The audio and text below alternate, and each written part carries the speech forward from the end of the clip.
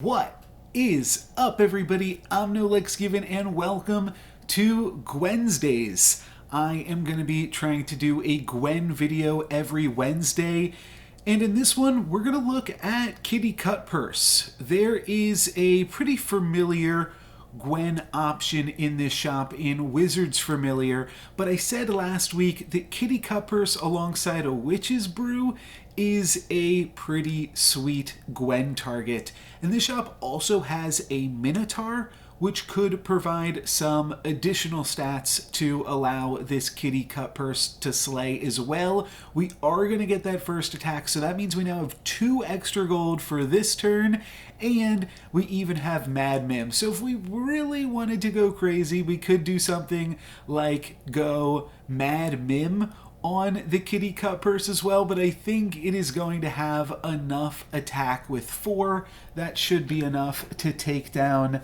everything at the early stages of the game here. We are against a Wonder Waddle, so I suppose anything can happen. I do think I'll lock this Mad Mim still because potentially we'll want to use it as things start to scale in the future, but for right now I wanted to get the +1/+1 on the Wizard's Familiar. That seemed to make sense to me, and unfortunately I get super punished. We attack into a Frog Prince, the one thing that we cannot slay, and that denies us 2 gold, and just goes to show, I guess, that I should have made the more... I don't know, because the reason that taking the other line is good, the line that I took, is that way in case I don't get first attack, then it's more likely that my opponent doesn't attack the Kitty Cutpurse and then I get to attack and slay with it. So it could have just gone the other way where I pick up the Mad Mim and then my opponent's Wizard's Familiar or Lonely Prince just attacks into my Kitty Cutpurse. This shop is pretty straightforward with 4 gold. I will pick up the Mad Mim and Polywoggle. Pretty straightforward combo. Gonna take a little cough drop here. My throat is a little bit sore. Just been streaming for a few hours. I am starting to do some live streaming stuff as well, as I just refuse to put this cough drop in my mouth. But yeah, feel free to come check me out. That combat a little bit awkward as well. We're actually too far ahead of this lobby, which means that our Kitty Cutpurse never got to attack. So pretty awkward stuff here. But this game's kind of just a proof of concept. I am going to be supporting the Kitty Cutpurse with the Mad Mim at this point, and like, you do have to realize 2 things. 1, we're still at 40 health, and that's really powerful. 2, we failed to slay a number of times, and it still feels like we're doing good. So part of the reason that I'm doing these GWENsday videos is a little bit to experiment, see what is possible. I'm going to go ahead and put the cough drop in now and kind of theory craft a little bit and say, is this good, is that good, etc. And not necessarily, the point isn't just to show off like super winning games or anything like that. I'm not going to throw, I'm not going to like do anything super silly to try to just go all in on the Kitty Cutpurse, but it is mostly an example of just like what could happen. And unfortunately, we're going to get a little unlucky on this combat. Not so unlucky that we take any damage. Still 40 health on 3.1 as Gwen means that like this strategy was pretty comparable to Knighthooding a Wizard's Familiar, because typically when you do that, you're not trying to force Hatball or something immediately.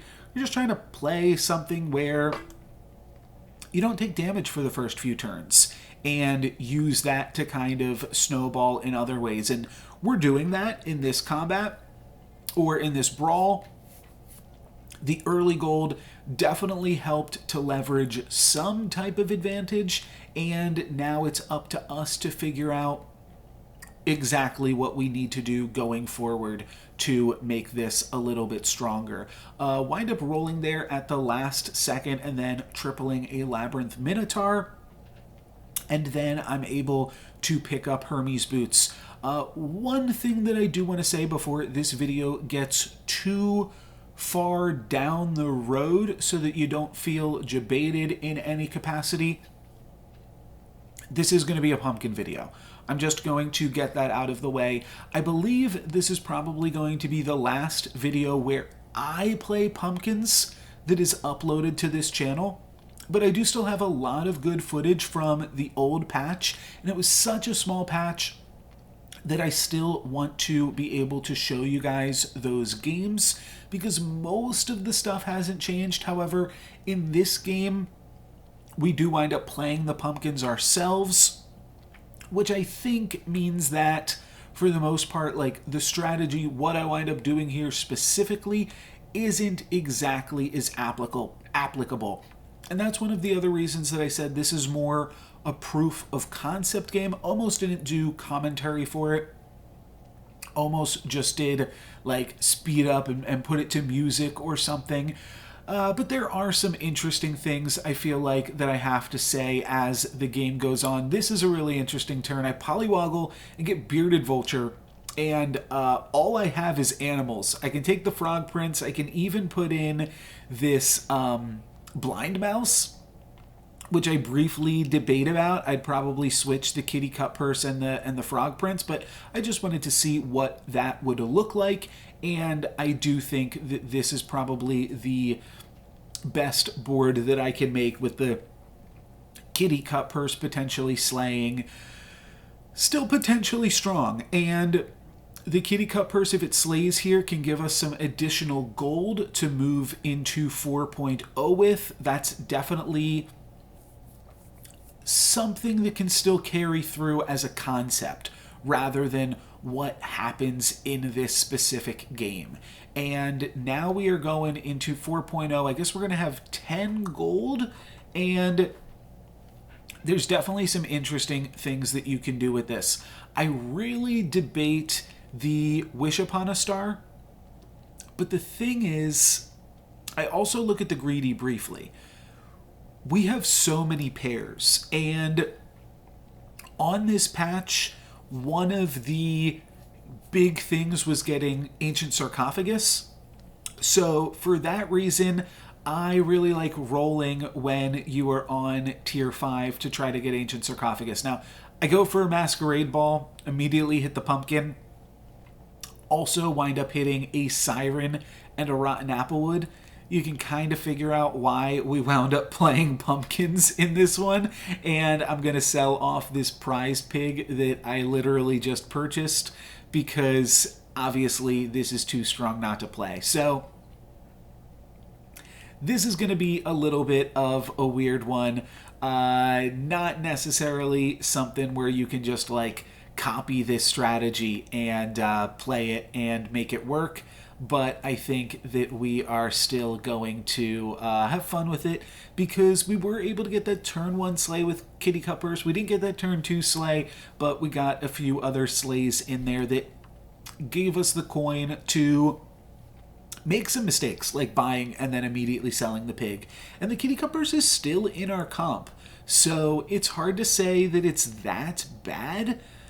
Because a 6-3 slay, gain 2 gold, like, it's still decently playable. So we are going to be rocking that Kitty Cutpurse for another minute. We get a Vulture from our opponent. Cannot be too happy about that. We'll give him one of the Gwen emotes. I always love emoting on Gwen, but yeah, I uploaded a Gwen video last Monday, and this video I was originally scheduling for Monday, and I was like, oh, a Gwen video on back-to-back Mondays. Maybe I could do something like Gwen Mondays, because I know I've got another Gwen video coming up next week. Then it only took me like 2 more seconds to be like, wait, no, GWENsdays. That's so much better. So that's what you guys are going to be getting on the channel now. And moving to 2 Storybook Brawl videos every day, as well as some live streams. You can catch me over at twitch.tv/NoLucksGiven. But you can also join me here every Wednesday for some sweet Gwen action. Up against APOC now, and we are going to continue to slay with Kitty Cutpurse. So I I do think that Kitty Cutpurse did enough to justify the fact that we spent our knighthood on it and then went hero powerless. Like, this doesn't feel like that gimmicky of a video to me. I was worried a little bit that the Kitty Cutpurse game would feel gimmicky, like either you try too hard to make Kitty Cutpurse work, or you don't try hard enough and it's kind of worthless. But I think this was a really good balance for it. And I'm really there, you see, considering really wanting to play the... is it just called the End? I think it's just called the End. The XP spell. But I still have all of these pairs, and I really want to try to at least roll for Ancient Sarcophagus by tripling this Ogre Princess, tripling this Stag. Though I could also see just buying the End again for XP. Gonna roll past it again, though, and then we get Ogre Princess, and we get Ancient Sarcophagus. So that was the quickest snap pick immediately. Think about playing Ogre Princess, but I actually think Kitty Cutpurse might be better, specifically because, well, one, now we've got the Ancient Sarcophagus. It's also going to mean it summons something with the pumpkin, and then it is also going to mean that the Ogre Princess only gives tier 4 units here, so that's not as exciting. Grabbing tier 4 units, maybe we'll play the Ogre Princess in the future. I'm definitely going to hang on to it, but not super excited to play it on this turn. And like I said, I do think Pumpkin plus Sarcophagus, I don't think we're going to have any problems for a little bit now. And how much of that you want to credit to Kitty Cutpurse? We'll see, you know. Kitty Cutpurse going to not get a slay there, just barely, because of the Ancient Sarcophagus triggers. It was almost able to. And then, yeah, we locked this shop to pick up the Nyan Sea Terror and the Siren. I do think that those are generally worth it, just because, especially now that we have the Ancient Sarcophagus, all of the best treasures are on 5.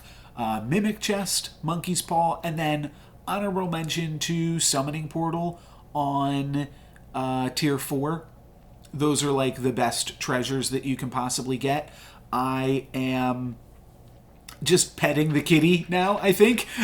So we can skip ahead. Doesn't look like I'm going to be changing anything else here, but I was feeling pretty good about this. 5.0. And I've got 5 cost minions plus 2 monster books plus an Ancient Sarcophagus, and you gotta give some credit to the kitty for that. We missed both of the slays off of the Sirens as the baby dragon trades with both of them, but then we get to do some pretty sweet stuff. My opponent does also have a pumpkin, but we have an Ancient Sarcophagus, so that should be enough to flip things in our favor. Plus, they didn't have a full build of evil units. We get a full build of Medusas. That is absolutely crazy, but let's see what their pumpkin brings. Not too much, just some monster books there, as we should be able to clean everything up here. Pretty silly really, to get just a full squad of Medusas. My opponent able to save some life there with a Fireball plus a Shrivel in the last second. Feel like spinning gold is good because I am going to win, though. 40 health Merlin versus 40 health Gwen. Unstoppable force meets an immovable object. Who wins? You decide. Epic rap battles of history. Let's see who gets down and who is victorious. This point, just rolling for the 4s and 5s that we already have. That's really all that we want for the rest of the game. I do somewhat consider playing Ogre Princess here, but I'm just going to shard it. Maybe we could get something sweet off of it like Mummy. We just get a Princess White, so that is going to be no good. And then I'm immediately going to sell it, and sadly I am going to sell the kitty as well and look for some tier 5 treasures. Dracula Saber is cute, but Ambrosia's pretty good when you've got the pumpkin lined up to take advantage of it. that is a pretty powerful, represents a lot more power on the board. Could move the other Siren to the back line as well. That's definitely up for debate. But we just run 1 in 1 and 1 in 5, and we'll see how that works out for us. Merlin is quite big, but we are able to basically take out the Wizard's Familiar and even steal it with the Siren. That is the combo of Siren plus Apple Tree. No real scams here, but the fact that we scammed with Siren is going to be enough to hit Merlin for 20. So if there was ever any debate on who was on top of this lobby, we just answered the question. We can take Southern Siren here. It would mean potentially replacing the boots, but Hand of Midas could be pretty good. We get Hand of Midas. We still have 2 more gold to roll for more pumpkins. And that might be worth replacing the boots. It is tough because boots is also kind of irreplaceable. But I am going to go for it here. I'm going to go for Hand of Midas. I could drop Ambrosia, could drop the boots. Ambrosia is just so good for us right now. And boots isn't super necessary. It kind of depends on what we wind up running in slot 1. But it isn't totally fully necessary. Then we find Pumpkin, and we've got some decisions to make. We either have to sell both monster books, or we've got to sell Monster Book Nyan Sea Terror, or Nyan Sea Terror Rotten Apple Tree. Or we could just lock the shop and play the Stone Skin on the Apple Tree. That's kind of what I land on, because I don't really want to break up this monster book pair and play down just a bunch of units.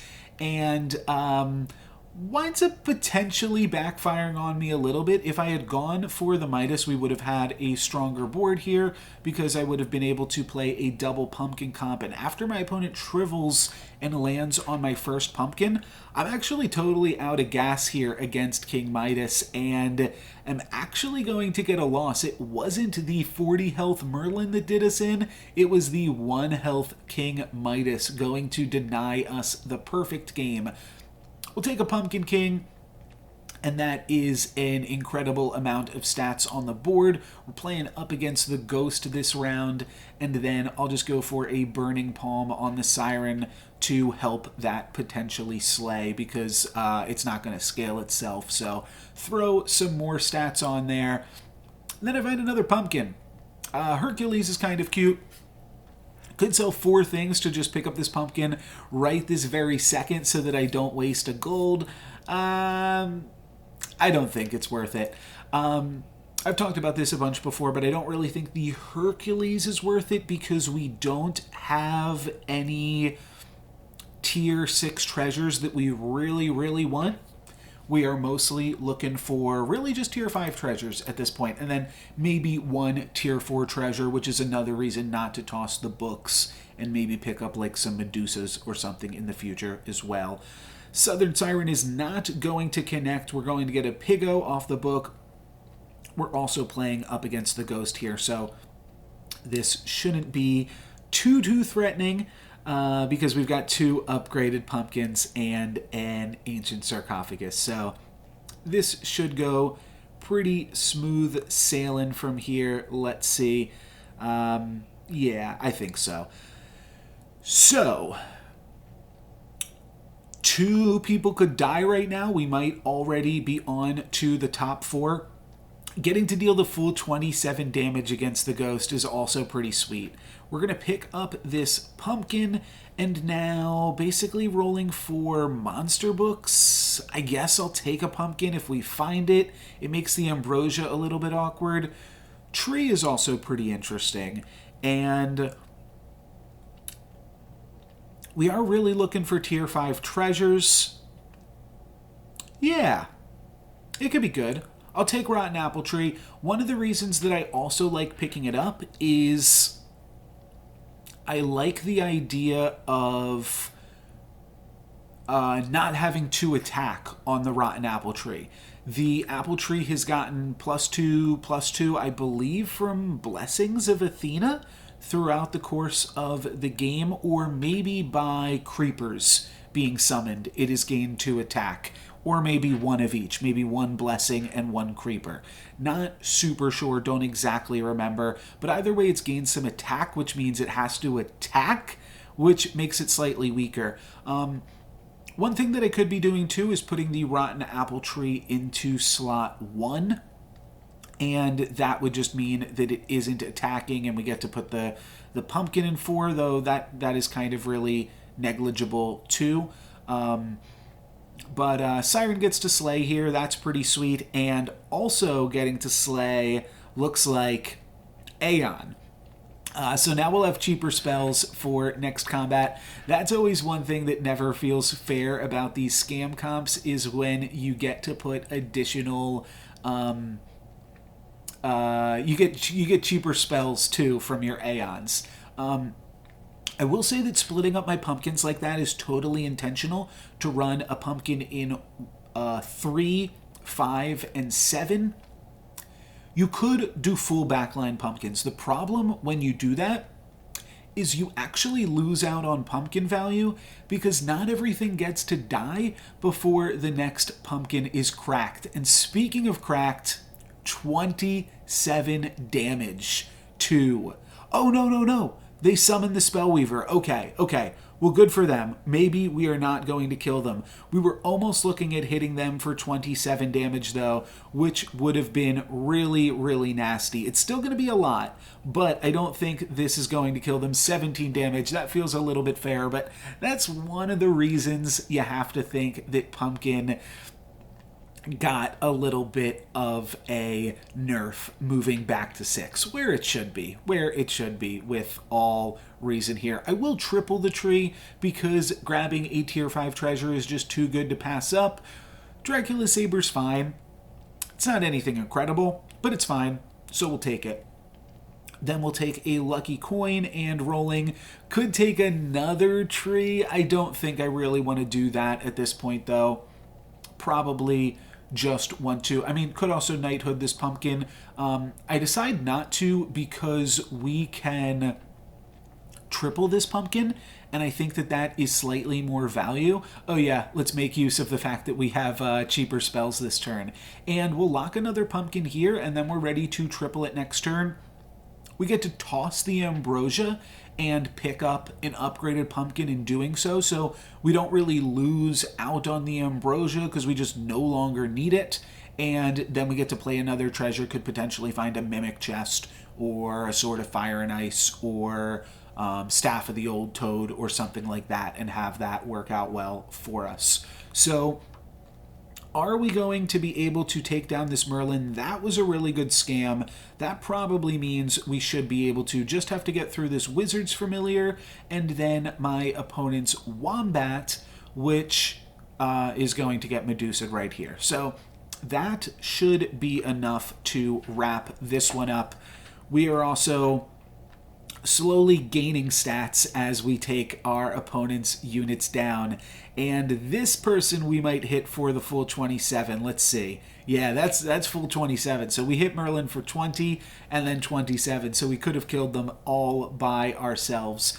We will triple the Great Pumpkin here now, and Mimic Chest seems absolutely wonderful. Getting to double the Ancient Sarcophagus, like I said, no longer need the Ambrosia. And double Drac Saber ain't too shabby either. So we're basically full build. One of the things that you also see me doing is throwing a monster book in the back line. The reason for that is monster book is kind of a more fragile unit, which means that it can die in between my 2 pumpkins popping.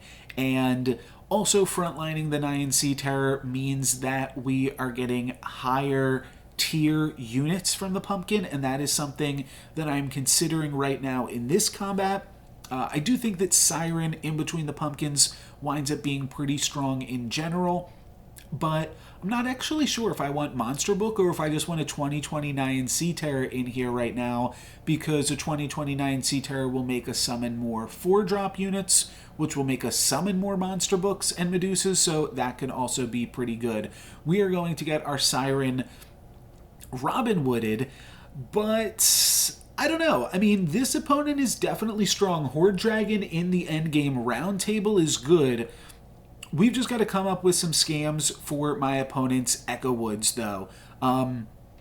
Maybe the Shoulder Fairies as well.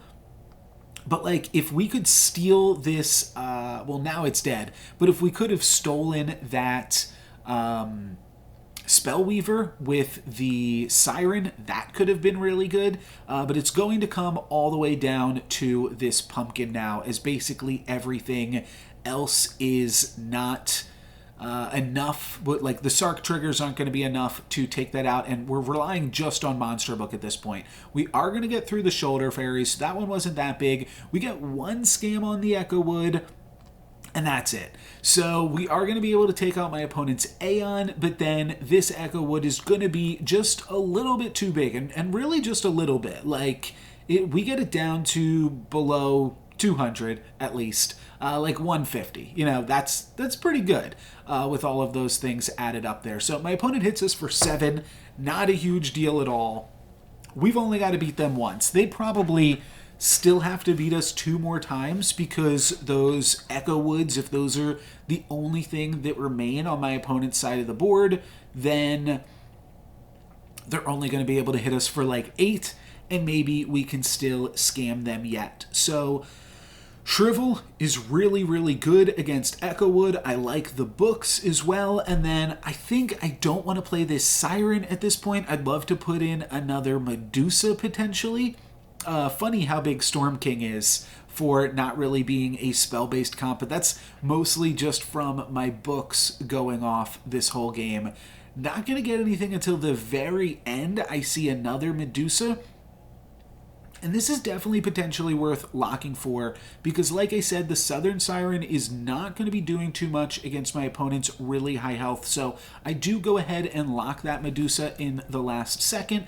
But if we can shrivel one of their Echo Woods, which, let's see, no, I think we shriveled the Shoulder Fairies. But we do Rotten Apple on one of the Echo Woods and then immediately hit it with a Sarcophagus trigger, which is huge because Drax Saber would have grown that Echo Wood out of range pretty quickly had we not dealt with it right then and there. They're going to take out our Medusa.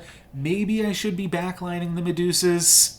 Maybe it's a little bit greedy to not do so, but we still have a Monster Book. We just have to get through one 400 Echo Wood. The rest of the stuff is just over 100. That we should be able to take down just with the upgraded Pumpkin. Siren is going to be unable to slay. Already touched on that one. Maybe should be running backline Medusa. I think I was just about to say that, but backline Medusa could be pretty good for us here. What do we get out of the Pumpkin? 0 scam. Absolutely 0 scam. So we even need this mummy to do some work for us because my opponent still has some units on the board, and things are getting a little bit dicey here. We're not going to take a full 18 from them, but we could take 14. Well, now that we take out the Shoulder Fairies, it's not as big of a deal. I guess we wind up taking 13 down to 5. So this is the last battle. Whoever wins this one wins the whole dang thing. I'd love to find potentially, I mean, I don't really need more monster books. I think at this point I really just want, I saw I just hovered over the monster book there. I think I really just want like a Pigo or a Shrivel or something like that. I'll take a monster book. It lets us play the Siren. I don't think it's super necessary, but it could be good. And another thing it could do is it could get us that summoning portal. And with Summoning Portal, Mimic Chest, Ancient Sarcophagus, we actually have perfect Great Pumpkin Treasures. So, okay, yeah, that's pretty sweet. Do have to figure out exactly how I want to order this stuff, and then think I'm just going to wind up rolling. Candy Rain, sure, why not? We'll just take that here. There's no way that we wind up casting anything else. I think I have to sneeze. All right, into the final combat. Time to find out if knighthooding a Kitty Cutpurse is correct or not. My opponent with Mirror Mirror and Round Table, but really importantly here, you'll notice that my opponent combined their Echo Wood. And this is actually a huge mistake that my opponent makes. Now, instead of needing to scam both of their Echo Woods, we only have to scam one Echo Wood. And we've got a bunch of Medusas here. Medusas eating up the rest of my opponent's army. And we're going to get to summon a whole bunch more units with this Pumpkin King, let alone the fact that we already have this Medusa in the backline. We get another one. We've got 2 monster books here. We're going to give both of these things a bunch of stats, and we do find the final scam. So that is going to be enough to do my opponent in. They were not able to put it together there, and we were able to scam them. Well, actually, I accidentally muted myself at the end, but I do think that what I said was actually pretty important. We definitely put it all together in this video, but even more importantly, my opponent put it together, namely it being those Echo Woods. Once they combined their Echo Woods, that just made them really easy to scam, because then we only had to scam one big unit, and yeah, that just made the rest of the game a lot easier for us. That is going to be it. Also, apologies, I realized when I was done recording I had the song from my stream, the last song that I played, up at the top of the screen. So apologies for that persisting through the video. I tried to edit it out, but because I skipped forward, it's just going to make it too hard to edit out. So that's what you get. Consider it a plug for the Twitch stream. If you want to come on the stream, you can also recommend music and pick the heroes that you want to see me play. I host a poll at the start of every single game. That's going to be it for this video, though. Guys, thank you very much for watching. 2 new Storybook Brawl videos every single day. Happy GWENsday. I'll see you next time. I'm NoLucksGiven. Peace.